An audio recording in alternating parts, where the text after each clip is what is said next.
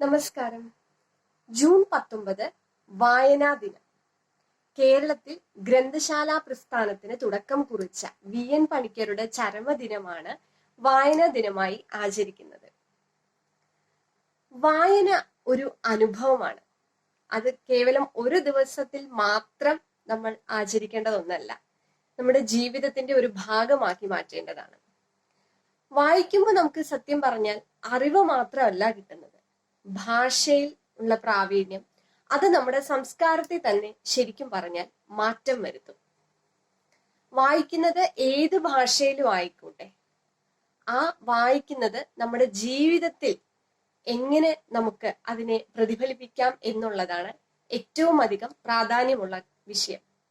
അപ്പോ വായന എങ്ങനെ ശീലമാക്കാം, അതിനുള്ള ചില കുറുക്ക് വഴികൾ കൂടിയാണ് ഇന്ന് പറയുന്നത്. അപ്പൊ വായന ശീലമാക്കുക എന്ന് പറയുമ്പോൾ നമ്മുടെ ജീവിതചര്യയുടെ ഒരു ഭാഗമാക്കി നമ്മൾ വായനയെ മാറ്റണം. അതിനാദ്യം വേണ്ടത് കൃത്യമായി നമ്മൾ ഒരാഴ്ചക്ക് അല്ലെങ്കിൽ ഒരു മാസത്തിൽ ഏതൊക്കെ പുസ്തകങ്ങൾ വായിക്കണം എന്നുള്ളത് ആദ്യമേ തീരുമാനിക്കണം. എന്നിട്ട് കൃത്യമായി ഓരോരുത്തർക്കും താല്പര്യമുള്ള പുസ്തകങ്ങൾ തിരഞ്ഞെടുക്കാം. ചിലർക്ക് കഥയായിരിക്കാം ഇഷ്ടം, ചിലർക്ക് നോവലായിരിക്കാം, മറ്റു ചിലർക്ക് മറ്റ് ശാസ്ത്രപരമായിട്ടുള്ള പുസ്തകങ്ങളായിരിക്കാം. അപ്പൊ ഏതാണെങ്കിലും നമ്മുടെ വാസനയ്ക്ക് അനുസരിച്ചുള്ള പുസ്തകങ്ങൾ നമ്മൾ തിരഞ്ഞെടുക്കുക. ഇന്ന ദിവസം ഇന്നത് വായിക്കുക എന്നുള്ള രീതിയിൽ നമ്മൾ ആദ്യമേ അതിനെ ഒരു ടൈം ടേബിൾ ഉണ്ടാക്കി വെക്കുക. ഇനി വെറുതെ അങ്ങ് വായിച്ചു പോയാൽ പോരാ, അതിന് കൃത്യമായി നമ്മൾ ചെറിയ ചെറിയ നോട്ടുകൾ ഉണ്ടാക്കുക. അതായത് നമ്മൾ വായിക്കുന്ന പുസ്തകത്തിൽ നിന്ന് നമ്മൾ മനസ്സിലാക്കിയ കാര്യങ്ങൾ നമ്മൾ എഴുതി വെച്ച് കഴിഞ്ഞാൽ പിന്നീട് നമുക്ക് അത് വളരെയധികം ഉപകാരപ്പെടും. അപ്പൊ അതുപോലുള്ള ചെറിയ ചെറിയ നോട്ടുകൾ ഉണ്ടാക്കി വെക്കാം. നമ്മൾ വായിക്കുന്നത് ഏത് രീതിയിലുള്ള പുസ്തകങ്ങളാണെങ്കിലും അത് വിഷ്വലൈസ് ചെയ്യാനും കൂടെ നമുക്ക് സാധിക്കണം.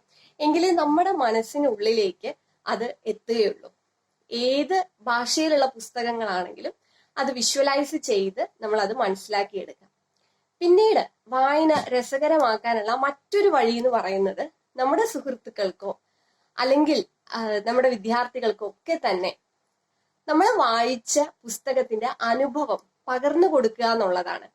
അപ്പോ നമ്മൾ വായിക്കുന്നതിലൂടെ നമുക്ക് മറ്റുള്ളവരിലേക്ക് കൂടെ നമുക്ക് ലഭിച്ച അറിവ് പകർന്നു കൊടുക്കാനായിട്ട് സാധിക്കും.